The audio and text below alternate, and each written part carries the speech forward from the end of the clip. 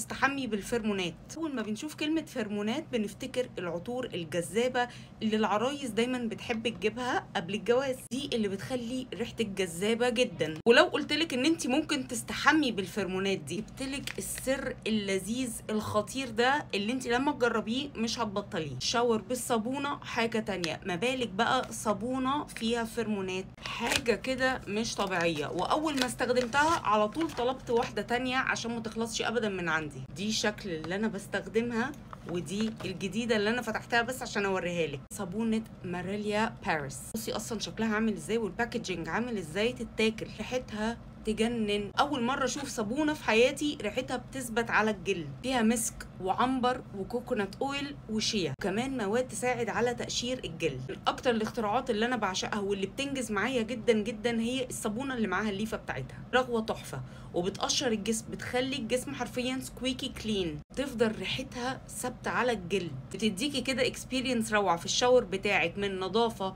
وريحه وكمان اكسفوليشن. فلو انت في روتين تفتيح الجسم دي عايزه اقول لك هتنقذك.